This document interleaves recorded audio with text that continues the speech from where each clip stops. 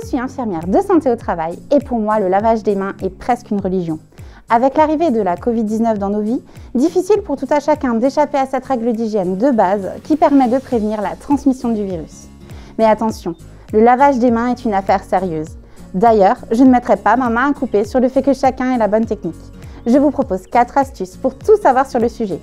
Alors prenez votre courage à deux mains et venez avec moi. Astuce numéro 1, je me lave les mains à l'eau et au savon dès que je peux. Le matin, quand j'arrive au bureau, je me lave les mains avant même de saluer les collègues et surtout si j'ai pris les transports en commun. En milieu de matinée, avant de prendre un café ou même de toucher à la machine à café, hop, lavage des mains. Je me lave régulièrement les mains avant de préparer le repas, de le servir ou de le manger, avant de retirer mon masque pour déjeuner, après le déjeuner, après m'être mouché, avoir éternué ou toussé et évidemment, après être passé aux toilettes.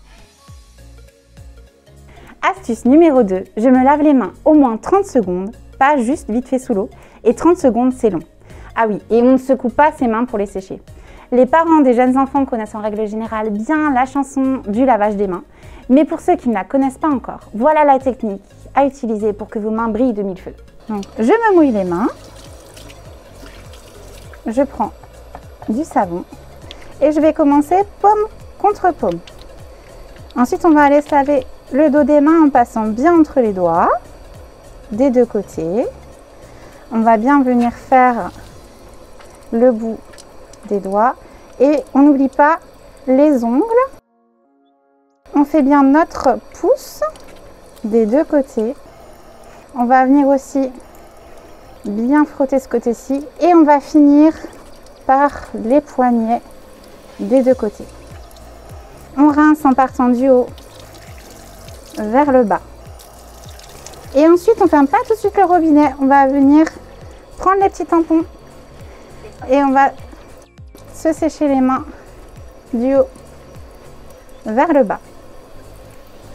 Et une fois qu'elles sont bien sèches, on va fermer le robinet avec son petit tampon.